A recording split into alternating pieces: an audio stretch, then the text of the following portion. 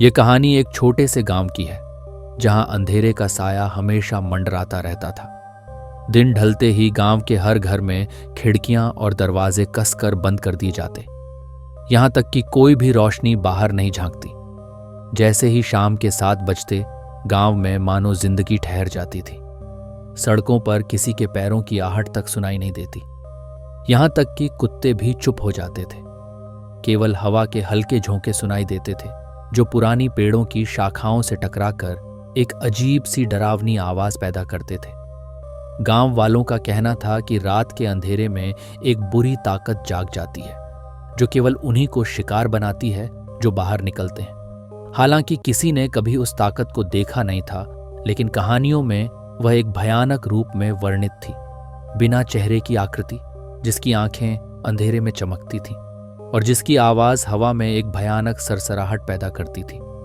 इस गांव में पीढ़ियों से यह डर फैला हुआ था। लोग कहते थे कि यहाँ कुछ ऐसा था जो किसी भी बाहरी व्यक्ति को नहीं बख्शता था।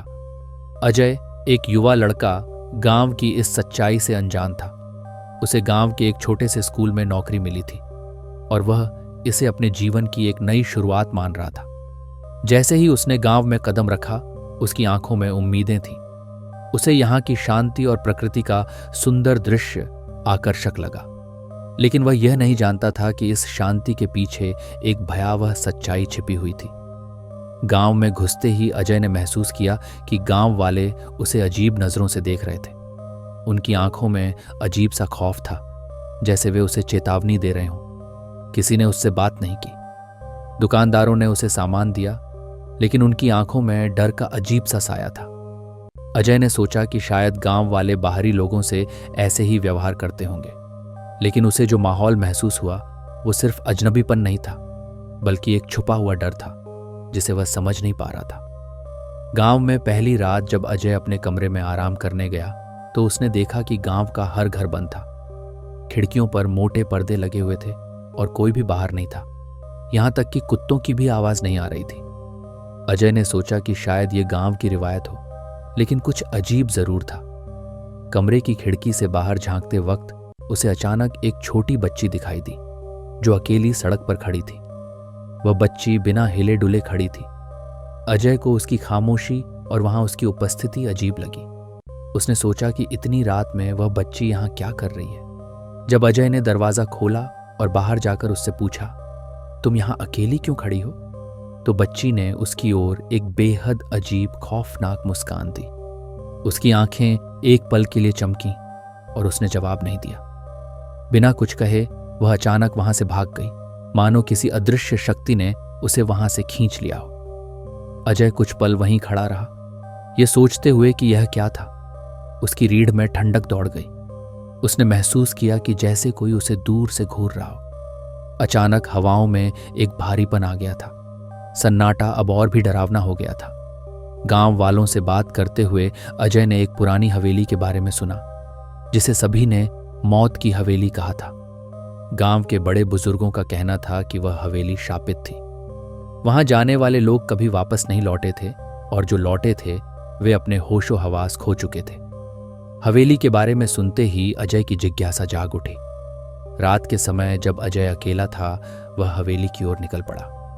हवेली गांव से थोड़ी दूर थी और वहां जाने का रास्ता पत्थरों और सूखे पेड़ों से घिरा हुआ था। हर कदम पर उसे ऐसा महसूस हो रहा था जैसे कोई उसकी हर हरकत पर नजर रख रहा हो। जैसे ही वह हवेली के पास पहुंचा, हवेली के दरवाजे से तेजी से हवा का झोंका निकला जो मानो उसका स्वागत कर रहा था। हवेली एक दमदार और भयावह ढांचे में खड़ी थी। उसकी दीवारें इतनी पुरानी थीं कि उनमें से पत्थर गिरते जा रहे थे और दरवाजा किसी मरे हुए जीव की तरह चुपचाप खड़ा था।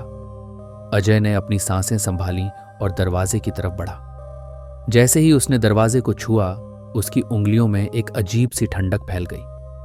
दरवाजा खुद ब खुद खुल गया, जैसे वह उसकी राह देख रहा हो। हवेली के अंदर कदम रखते ही अजय को ऐसा लगा जैसे उसे किसी ने घेर लिया हो। अंदर की हवा भारी और सीलन भरी थी। हर कोने में मकड़ियों के जाले और सड़ती हुई लकड़ियां पड़ी थीं।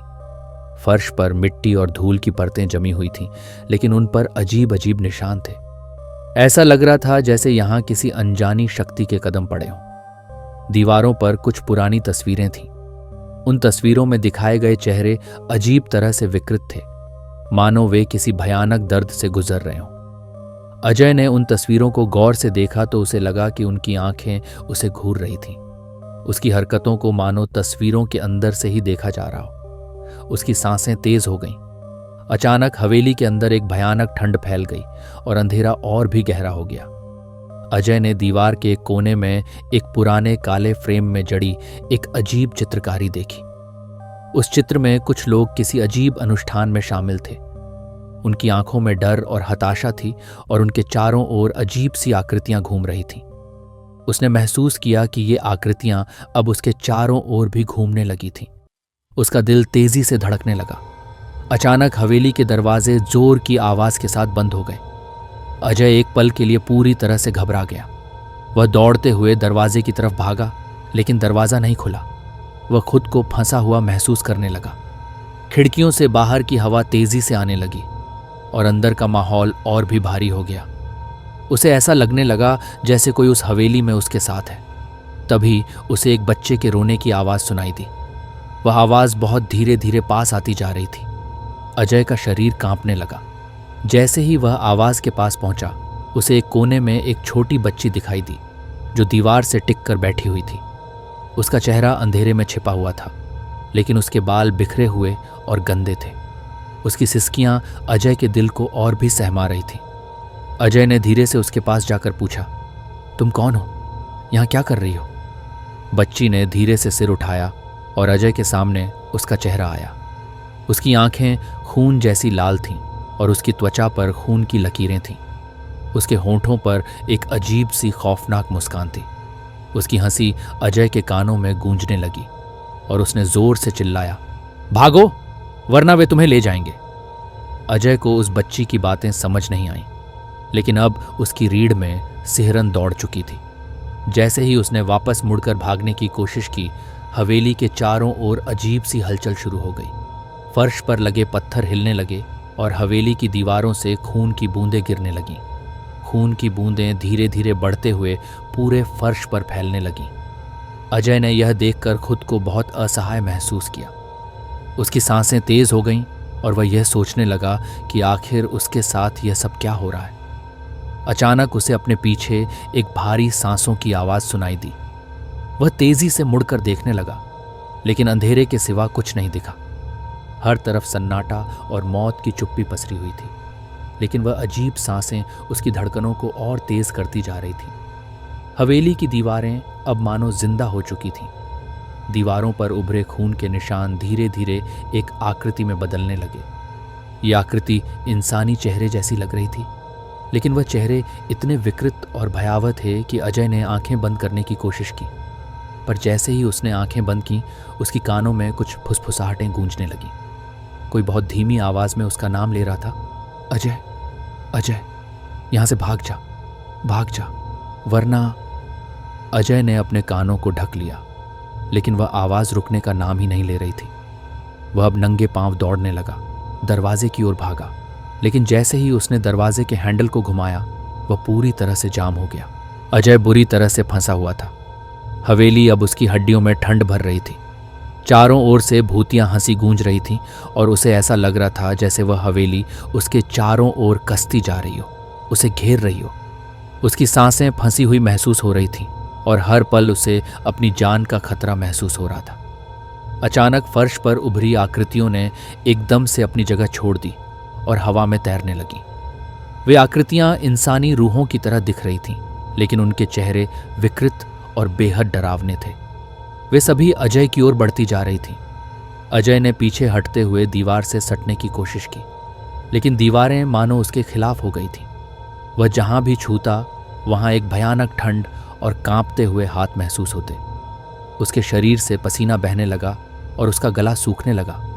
उसकी हिम्मत जवाब दे रही थी, लेकिन उसे खुद को किसी भी तरह इस जगह से बाहर निकालना था। तभी उसकी नज़र सामने की एक पुरानी खिड़की पर पड़ी, जो आधी खुली हुई थी। वह खिड़की की ओर दौड़ा, लेकिन जैसे ही उसने खिड़की के पास पहुंचने की कोशिश की, एक अदृश्य ताकत ने उसे जमीन पर धकेल दिया। अब हवेली की हवा और भारी होती जा रही थी। अचानक उसके चारों ओर हवा में फुसफुसाहटें और तेज हो गईं।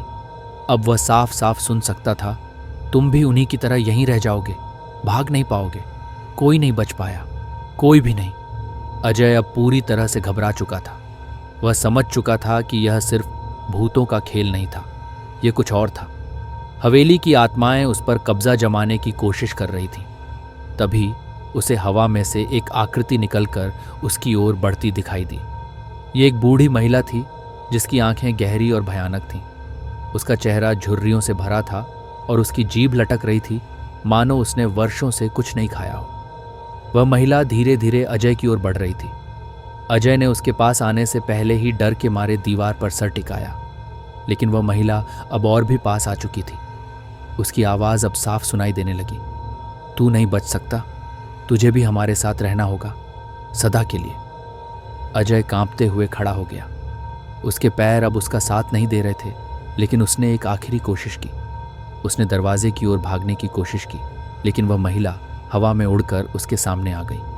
उसका शरीर अजीब तरीके से टेढ़ा मेढ़ा था और उसकी आंखें अजय की आत्मा को भेद रही थीं।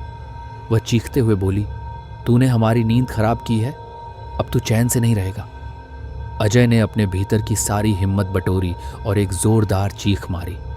उसकी चीख हवेली की दीवारों से टकराकर गूंजने लगी। वह महिला और तेजी से उसकी ओर बढ़ी, लेकिन इस बार अजय ने फैसला कर लिया था कि वह हार नहीं मानेगा। उसने जोर से दरवाजे पर लात मारी और दरवाज़ा अचानक खुल गया। हवेली से बाहर निकलते ही अजय ने देखा कि हवेली अब और भी डरावनी हो चुकी थी। बाहर की हवा सर्द और भारी हो गई थी, जैसे कोई अदृश्य शक्ति उसे वापस अंदर खींचना चाहती हो। लेकिन उसने अपनी पूरी ताकत लगाकर दौड़ना शुरू कर दिया। रास्ते में उसे चारों ओर से अजीब आवाज़ें सुनाई देने लगीं। किसी के पैरों की आहटें, बच्चों की हंसी और औरतों की चीखें। वह यह सब सुनते हुए भागता रहा, लेकिन आवाज़ें उसका पीछा कर रही थीं। अचानक हवेली की तरफ से तेज रोशनी चमकी और हवाओं में जोरदार आवाज़ गूंजने लगी, तू वापस आएगा, तुझे लौटना होगा। अजय ने उस आवाज़ को नज़रअंदाज करने की कोशिश की, लेकिन वह आवाज़ अब उसके सिर के अंदर गूंज रही थी। उसका शरीर ठंड से कांप रहा था और उसके पैरों ने अब उसका साथ छोड़ दिया था। वह पास के एक पेड़ के नीचे गिर पड़ा। उसकी आंखों के सामने अंधेरा छाने लगा और उसने महसूस किया कि उसके चारों ओर की दुनिया अब धुंधली हो रही थी। अगले दिन अजय को होश आया तो वह गांव के बाहरी हिस्से में पड़ा था। गांव के कुछ लोग उसे उठाकर घर ले आए थे। उसकी आंखें खुलीं, लेकिन वह अब पूरी तरह से टूट चुका था। उसकी सांसें धीमी हो चुकी थीं और उसका शरीर बुरी तरह थक चुका था। गांव वालों ने उससे पूछा कि क्या हुआ, लेकिन अजय कुछ भी बोल नहीं पा रहा था। उसका गला सूख चुका था और उसके होंठ कांप रहे थे। कुछ दिनों बाद अजय ने गांव से बाहर जाने का फैसला किया। वह जानता था कि उस हवेली की सच्चाई को जानने के बाद वह अब यहाँ नहीं रह सकता था। उसने अपनी नौकरी छोड़ दी और वापस अपने शहर लौट आया, लेकिन हवेली की घटनाएं अब भी उसके दिमाग में चल रही थीं। रात होते ही उसे उसी बूढ़ी महिला की चीखें सुनाई देती थीं। उसे हर रात वही खौफनाक चेहरा दिखाई देता था जो उसके सपनों में आकर उसे बार बार डराता था। वह जानता था कि हवेली की आत्माएं उसे अब कभी चैन से जीने नहीं देंगी। उसकी रातें अब डर और बेचैनी से भरी हुई थीं। वह जहां भी जाता उसे ऐसा महसूस होता कि कोई उसका पीछा कर रहा है। हवा में फुसफुसाहटें, अजीब सी आवाज़ें और परछाइयाँ अब उसकी जिंदगी का हिस्सा बन चुकी थीं। अजय ने महसूस किया कि वह अब हवेली की आत्माओं से कभी नहीं बच सकता। वह जहां भी जाएगा वे उसका पीछा करेंगे। अब उसकी जिंदगी एक जिंदा बुरे सपने जैसी हो गई थी। एक रात जब वह अकेला अपने कमरे में था, उसे अचानक वही महिला फिर से दिखाई दी। वह उसके सामने खड़ी थी और इस बार उसकी आंखों में सिर्फ अंधकार था। उसने धीमी आवाज में कहा, तू हमारी दुनिया में दखल देने आया था, अब तू हमारे साथ रहेगा। अजय की चीखों ने रात की खामोशी को चीर दिया, लेकिन कोई उसकी मदद के लिए नहीं आया। उसकी आत्मा अब उसी हवेली में कैद हो चुकी थी जहां उसने उस डरावनी रात को कदम रखा था। यह कहानी हमें यह सिखाती है कि हर रहस्य को जानना जरूरी नहीं होता। कुछ दरवाजे हमेशा बंद ही रहने चाहिए। जो लोग उन्हें खोलते हैं वे कभी भी चैन की जिंदगी नहीं जी सकते। अजय ने महसूस किया कि वह अब हवेली की आत्माओं से कभी नहीं बच सकता। वह जहां भी जाएगा वे उसका पीछा करेंगी। अब उसकी जिंदगी एक जिंदा बुरे सपने जैसी हो गई थी। दिन में वह सामान्य दिखने की कोशिश करता, लेकिन रात होते ही हवेली की परछाइयां और चीखें उसके कानों में गूंजने लगती। एक रात जब वह अकेला अपने कमरे में था, उसे अचानक वही बूढ़ी महिला फिर से दिखाई दी। इस बार वह उसके ठीक सामने खड़ी थी और उसकी आंखों में सिर्फ अंधकार और नफरत भरी थी। वह महिला उसके बेहद पास आ चुकी थी, इतना कि अजय उसकी ठंडी सांसों को महसूस कर सकता था। उसकी आवाज अब बेहद धीमी और कर्कश हो गई थी। तू हमारी दुनिया में दखल देने आया था, अब तू हमारे साथ रहेगा। अजय का दिल जोर जोर से धड़कने लगा, लेकिन इस बार वह अपनी जगह से हिल नहीं पाया। उसका शरीर पूरी तरह से जड़ हो चुका था, मानो किसी अदृश्य ताकत ने उसे जकड़ लिया हो। उसकी आंखों में डर साफ दिखाई दे रहा था, लेकिन वह चाहकर भी कुछ नहीं कर सकता था। उस महिला की परछाई अब उसकी आत्मा में समा रही थी। वह अपने चारों ओर घबराहट से देखने की कोशिश कर रहा था, लेकिन अब उसके आसपास अंधकार ही अंधकार था। उसकी चीखों ने रात की खामोशी को चीर दिया, लेकिन कोई उसकी मदद के लिए नहीं आया। उसकी आत्मा अब उसी हवेली में कैद हो चुकी थी जहां उसने उस डरावनी रात को कदम रखा था। वह महिला धीरे धीरे उसे खींचते हुए हवेली की ओर ले जा रही थी और उसकी आंखों में सिर्फ मौत का अंधेरा था। अजय के घर वालों और दोस्तों ने कई दिनों तक उसकी खोज की, लेकिन वह कभी नहीं मिला। किसी को नहीं पता चला कि उसके साथ क्या हुआ, लेकिन गांव में यह खबर तेजी से फैल गई कि अजय उस भूतिया हवेली में कुछ खोजने गया था और अब वह कभी वापस नहीं आ पाएगा। उस रात के बाद से कोई भी उस हवेली के आसपास नहीं गया। यह कहानी हमें यह सिखाती है कि हर रहस्य को जानने की कोशिश करना खतरनाक हो सकता है। कुछ दरवाजे हमेशा बंद ही रहने चाहिए। जो लोग उन्हें खोलने की कोशिश करते हैं वे कभी चैन से जी नहीं पाते। अजय ने भी यही गलती की थी और अब उसकी आत्मा हमेशा के लिए उस हवेली में कैद हो चुकी थी। उसकी चीखें अब भी हवेली के अंधेरे कोनों में गूंजती हैं और जो भी हवेली के पास से गुजरता है वह उन्हें साफ साफ सुन सकता है। अंत में यह साफ हो गया कि उस हवेली में दखल देने की कोशिश करने वाले लोग कभी भी चैन की जिंदगी नहीं जी सकते और अब अजय उन आत्माओं का हमेशा के लिए शिकार बन चुका था जो उसे कभी चैन से जीने नहीं देंगे।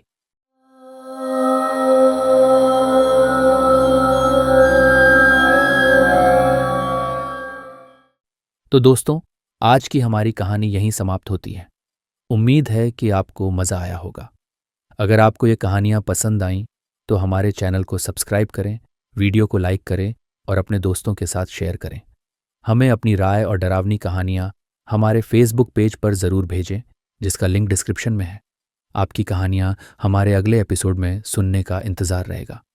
तो फिर मिलेंगे अगली बार एक और भयानक सफ़र के साथ। तब तक के लिए अंधेरे में सुरक्षित रहें और अपने आसपास की हर अजीब चीज़ पर ध्यान दें। धन्यवाद और शुभ रात्रि।